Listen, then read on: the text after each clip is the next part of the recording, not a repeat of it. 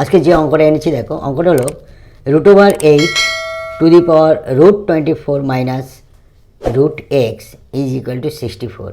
এখান থেকে আমরা এক্সের মানটা কীভাবে বের করছি দেখো। সলভ। অঙ্কটা আমি একবার লিখছি, √8 minus √x is equal to 64। অতএব √8 কথার অর্থ হচ্ছে 1/2। এটার সঙ্গে আমরা 1/2 লিখতে পারি।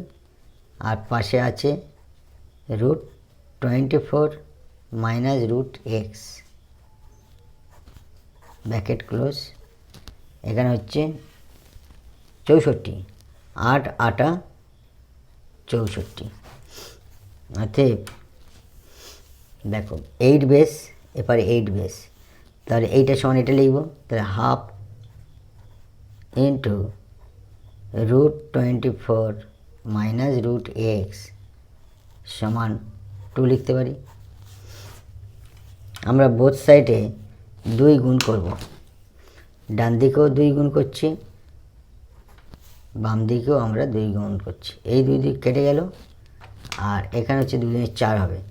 তাহলে √24 minus √x is equal to 4, 2 × 4।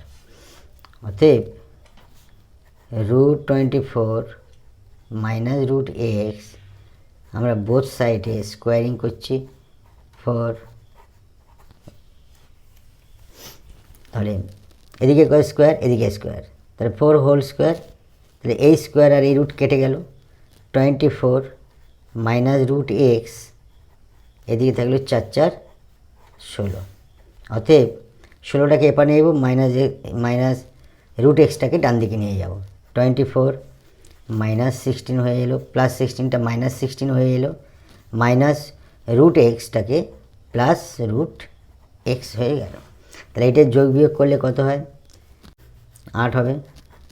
24 থেকে 16 বাদ 8, 8 √x। অতএব √x সমান 8 √x কে আমরা এপারে স্কোয়ারিং করব, আর 8টাকে এপারে আমরা স্কোয়ারিং করব। এই রুট আর স্কোয়ার কেটে গেল, তাহলে x পড়ে থাকছে 8 8 64।